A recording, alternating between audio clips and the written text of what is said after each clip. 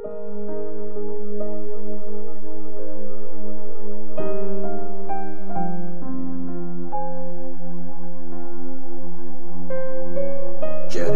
chapter 22. Ang message sa mga namumuno sa Juda. Sinabi ni Lord kay Jeremiah, pumunta ka sa palasyo ng hari ng Juda at sabihin mo ito sa kanya. Pakinggan niyo ang salita ni Lord, o hari ng Juda na nakaupo sa trono ni David, pati ang mga servants mo at ang mamamayan na pumapasok sa mga gates na ito.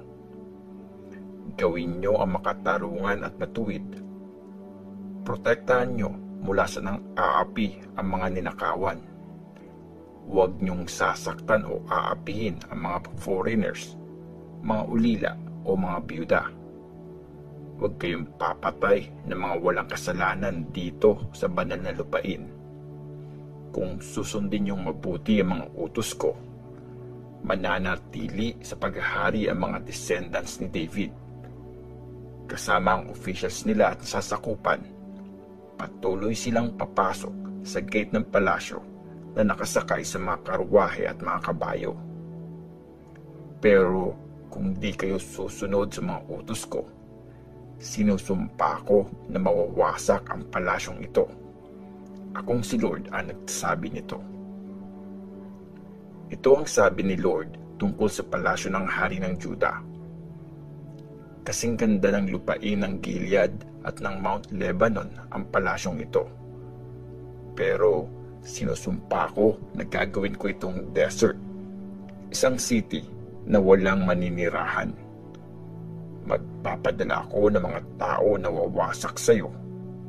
May dalang palakol ang bawat isa. Puputulin nila ang mga haligi mong cedar at ihahagis sa apoy. Pagdaan dito ng maraming foreigners mula sa iba't ibang bansa, itatanong nila sa isa't isa, bakit ganyan ang ginawa ni Lord sa dakilang city na ito?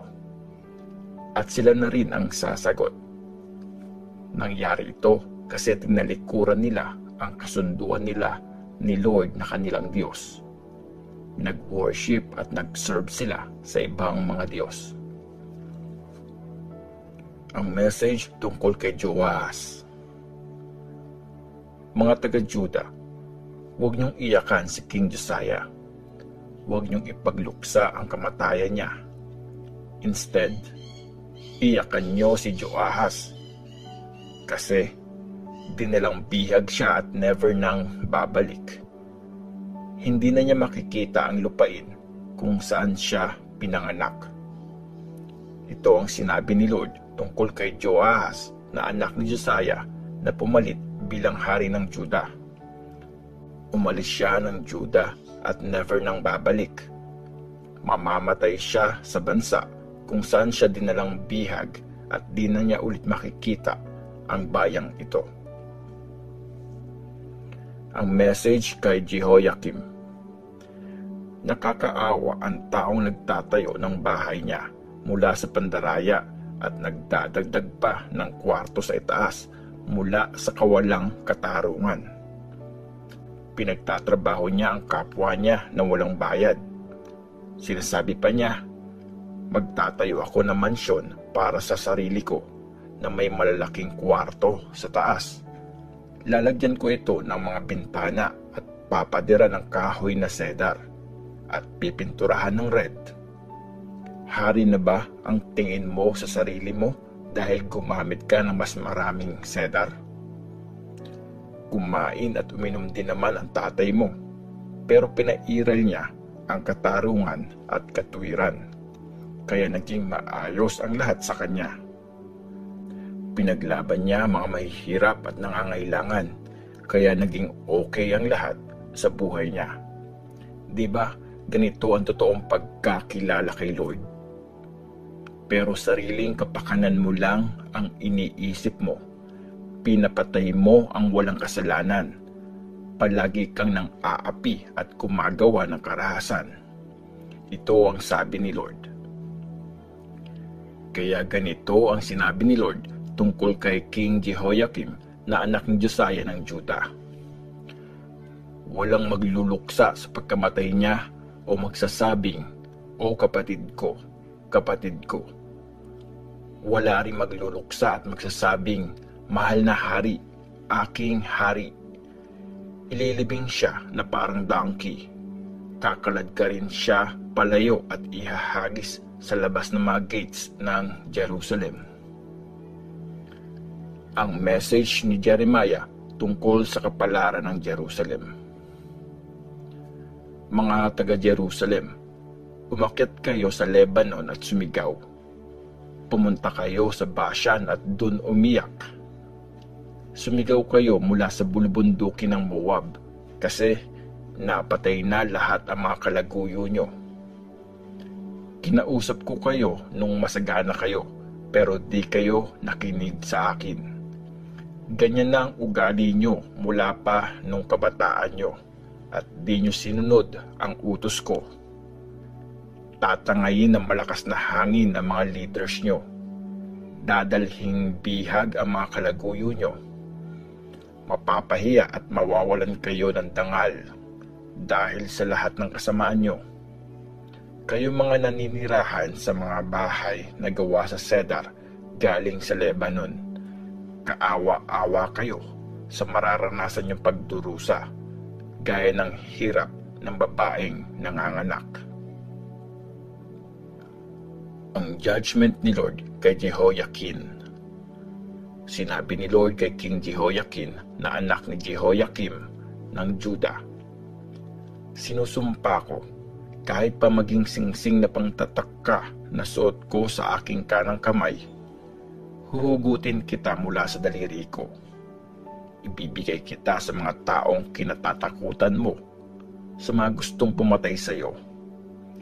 Ibibigay kita kay King Nebuchadnezzar ng Babylonia at sa mga sundalo nito. Itatapon ko kayong magnanay sa ibang bansa.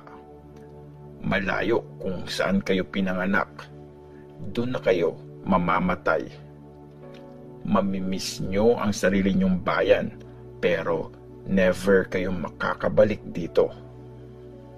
Basag na jar ba si Jehoiakim na tinapon at walang may gusto?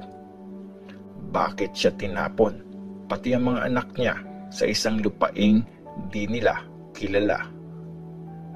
O bayan ko, pakinggan nyo ang message ni Lord.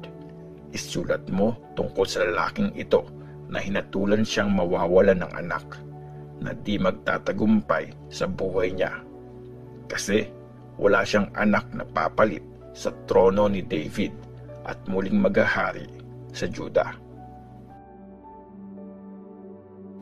Jeremiah chapter 23. Ang pag-asang darating. Sinabi ni Lord, "Paparusahan ko ang mga shepherd na pinababayaan at hinahayaang magkawatak-watak hanggang mamatay ang bayan ko." Ito ang sinasabi ni Lord, ang Diyos ng Israel, tungkol sa mga shepherd na nangangalaga dapat sa bayan ko. Pinapabayaan nyo ang tupa ko at pinagtatabuyan nyo sila, at di nyo man lang sila binibisita para alagaan. Kaya dadalawin ko kayo para parusahan dahil sa kasamaan nyo. Igagather ko ang bayan ko mula sa mga bansang pinagtapunan ko sa kanila at ibabalik sila sa sarili nilang lupain. Magkakaanak sila ng marami at dadami sila. Maglalagay ako ng mga shepherds para alagaan sila. Di na sila matatakot o mag-aalala at wala nang mawawala sa kanila. Di ko na sila paparusahan ulit. Akong si Lord ang may sabi nito.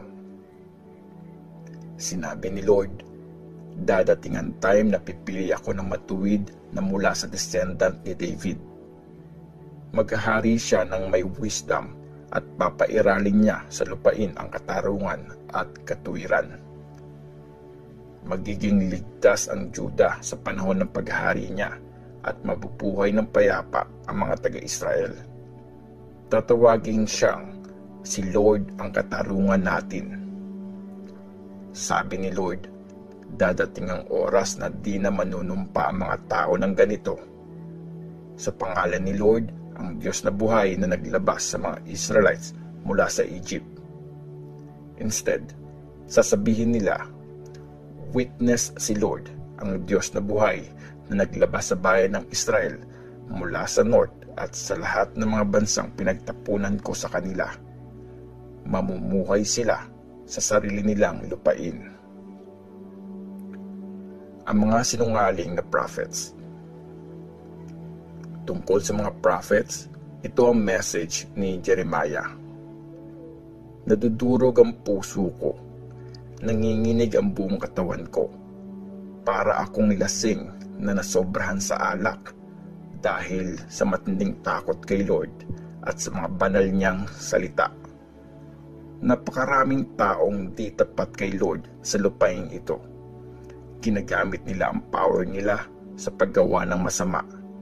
Dahil sa sumpa ni Lord, nagluksa ang lupain at natuyo ang mga pastulan. Sinabi ni Lord, wala nang takot sa Diyos ang mga prophets at mga priests. Nahuli ko sila na gumagawa ng mali sa temple ko. Kaya magiging madilim at madulas ang dadaanan nila. Madadapa sila at babaksak. Padadalhan ko sila ng disaster.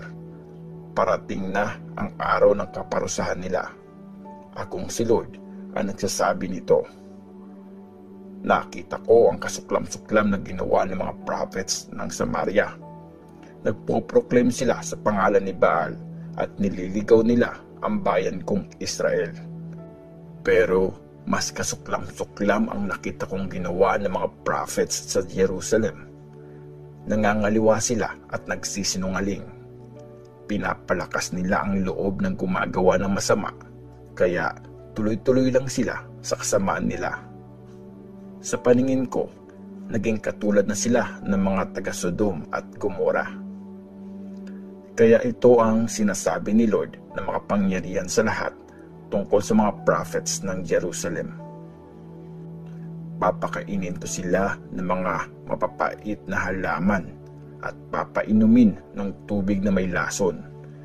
Dahil sa kanila, kumalat ang kawalan ng pagkilala sa Diyos sa buong lupain.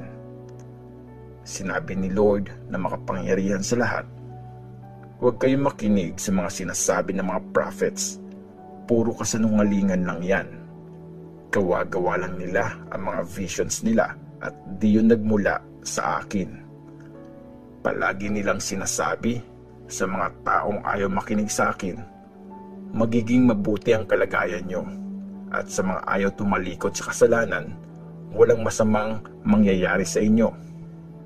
Sinabi ko, wala sa mga prophets na ito ang nakakaalam ng mga sikretong iniisip ni Lord.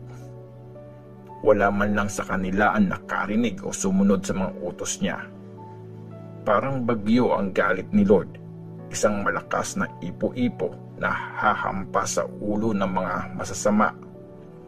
Di mawawala ang galit ni Lord hanggang magawa niya lahat ng mga plano niya. Sa mga darating na panahon, malinaw niyong maiintindihan ang mga bagay na ito.